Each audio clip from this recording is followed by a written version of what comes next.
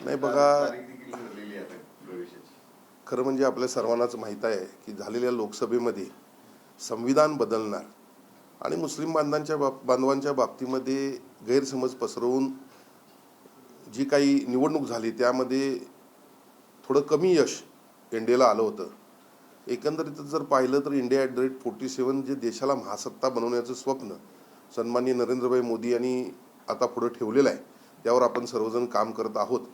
आणि हे ज्यावेळेला संविधान बदलणार नाही किंवा अशा पद्धतीच्या निगेटिव्ह नेरेटिव्ह पसरून लोकसभा निवडणुका या महाआघाडीच्या वतीनं केल्या गेल्या हे लक्षात आल्यानंतरच बरेचसे दुसऱ्या म्हणजे महाआघाडीतले खासदार हे नाराजच होते आणि त्याची प्रचिती आपल्याला आलेली आहे. पंजाबमधले असतील आपचे अनेक जण एनडीमध्ये आलेले आहेत. त्याचबरोबर तृणमूल काँग्रेसचे देखील अनेक जणांनी आता पाठिंबा दिलेला आहे.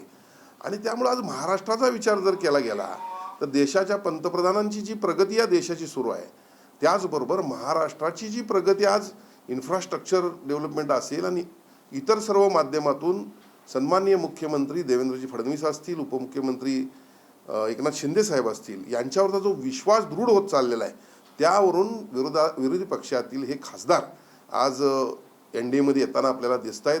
त्यांचं आम्ही स्वागतच करत आहोत. खऱ्या अर्थानं मी परत एकदा सांगेन की चुकीच्या पद्धतीनं खोट्या पद्धतीनं निवडणूक लढल्यामुळं महाआघाडीला हे मोठं भगदाड पडत आहे. नाही, असं काही दुरावा वगैरे कधी नाही आहे. कारण आम्ही आता रेग्युलरली मुख्यमंत्री असतील, उपमुख्यमंत्री असतील यांच्याशी एकत्रित आम्ही असतो, असं आम्हाला कुठं काही दिसत नाही आहे. सगळं राज्याचं कारभार अत्यंत चांगल्या पद्धतीने सुरू आहे. आणि बघा, नेहमीच आज नाही आहे तर हे गेल्या अनेक वर्ष सन्माननीय वंदनीय शिवसेना प्रमुख बाळासाहेब ठाकरे होते त्यावेळेपासून एनडीएचा घट्ट मित्र, भाजपचा घट्ट मित्र या देशातला जर कोण असेल तर तो शिवसेना आहे. आणि त्यामुळं कोणीतरी अचानक आलं, त्यांची संख्या वाढली म्हणून शिवसेनेला त्याचा दुजाभाव पंतप्रधान नरेंद्रभाई मोदी असतील, अमितजी शहा साहेब असतील, राज्याचे मुख्यमंत्री देवेंद्र फडणवीस साहेब असतील, हे निश्चितपणे शिवसेनेला योग्य ते स्थानामध्ये ठेवतील याची मला खात्री आहे. बघा, शिवसेना प्रमुखांच्या नेतृत्वाखाली आम्ही ज्यावेळी काम करत होतो त्यावेळी त्यांची भूमिका स्वच्छ आणि स्पष्ट असायची.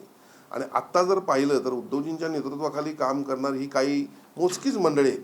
आम्ही नेहमीच आरोप करतो की ह्यांनीच उद्धवजींना म्हणजे ह्या स्टेजला एवढं, आता मी राजकीय संपलं वगैरे म्हणणार नाही, पण ह्या स्टेजला आणण्याचं काम ह्या काही लोकांनी केलेलं आहे.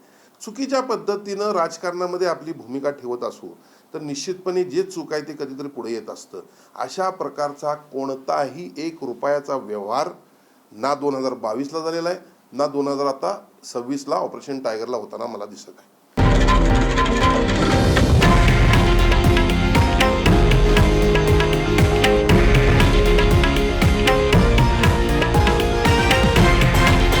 हे आहे देशातील नंबर 1 न्यूज नेटवर्क आणि आपण पाहत आहात TV9 मराठी, एकमेव.